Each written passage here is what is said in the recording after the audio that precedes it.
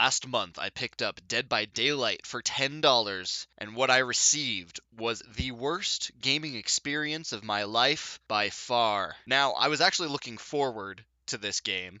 This is something I went into with bright and shiny optimism. I had played 4v1 multiplayer games in the past, so I kinda knew what I was getting into, and I decided I'd start as a survivor. So, I could learn the ropes before being one of the big bad. And the first big red flag was the fact that all the cool content, like all the Stranger Things characters and whatnot, was locked behind a paywall, so that kind of set me off a little bit. But there was a small selection of survivors and monsters to pick from, and they were all pretty underpowered due to a procedurally generated leveling system, but I'll get more into that in a moment. I hopped right into the queue for the first game, and I sat in queue for about 10 or 15 minutes before finding a match, and then I was immediately kicked out since I was a new player. Like, immediately. I think I was in there for like 2 seconds. This happened like once or twice more before I finally found a game with players who are like of the same ranking as me. So I thought, okay, hey, we got a game with some low-level survivors, a low-level monster.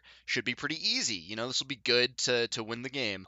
Only the monster was like a top-ranking monster, so it was 4 low-ranking players versus 1 high-ranking player. 2 of my teammates disconnected within the first minute when they saw this, and then the monster downed me and my remaining friend just to leave us on the ground for the remainder of the match until we bled out. It took a long time for us to bleed out, and he never put us on a hook, so we got to sit there bleeding on the ground for my first match instead of playing the game. So, Dead by Daylight, off to a really great start here. After being kicked from several more games due to being too low leveled, I was able to play a couple games, but I lost every single time because I kept getting ranked with low level allies and high level monsters. I got pretty sick of this. And so I thought, if these monsters are really high level, then if I play as the monster, I'll probably have a pretty good chance of playing against low-skilled opponent. It will be equally matched if I decide to play as a monster. That was my thinking. Yeah, I was wrong. I was put with rank 1 survivors who literally ran circles around me for my first match. I was hopeless. It was literally done within 5 minutes.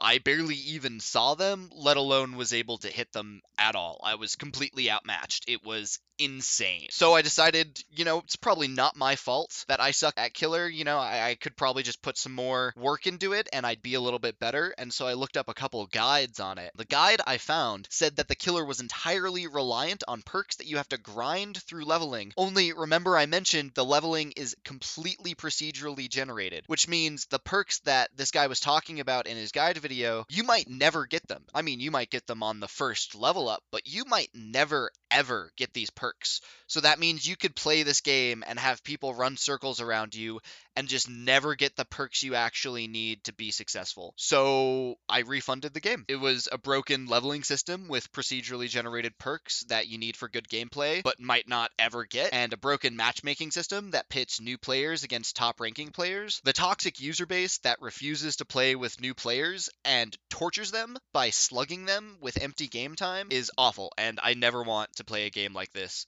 ever again. It was a fucking awful game. Anyway, if you like the video and my obscene ranting, please leave me a subscription down below, and thanks for watching.